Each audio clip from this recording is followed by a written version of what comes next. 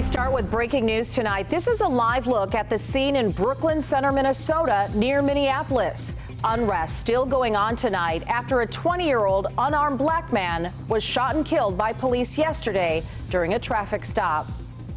A curfew went into effect about 3 hours ago, but hundreds of people are still out in the streets. Police shooting off tear gas to disperse the crowd. The city's police chief claims that shooting was an accident. Good evening and welcome. I'm Luann Sorrell. And I'm Ryan Elijah. The chief releasing body camera video showing the officer, a 26-year veteran of the force, pull her gun instead of a taser.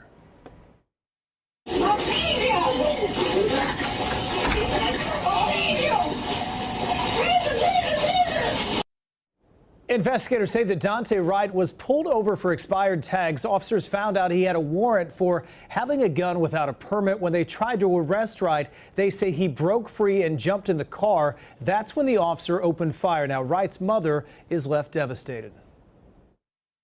Pulled over, and he was only 20 years old. He didn't deserve to be shot and killed like this.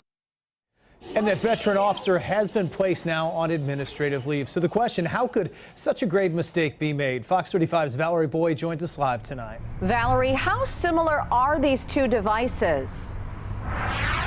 Hey there, Luann. Well, weapons experts say it's very possible to mix up a gun with an older taser. In fact, they showed us how similar they look.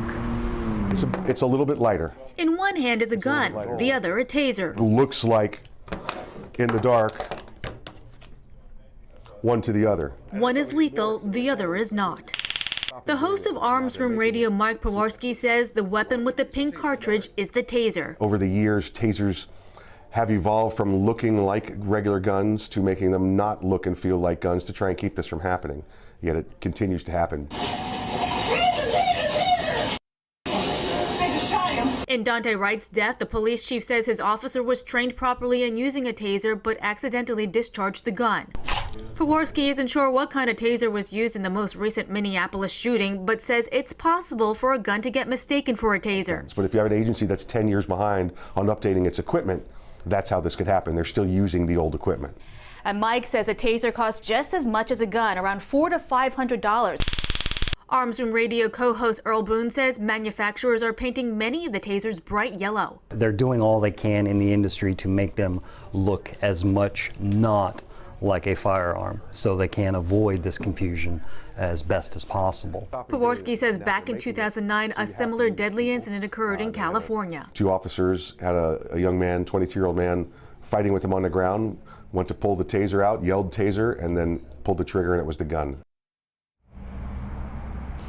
And Prorski says it's very important for police departments to have the funding for proper training and equipment. He says he's very concerned as more cities try to defund police departments around the country. Live in Orange County, Valerie Boyd, Fox 35 News.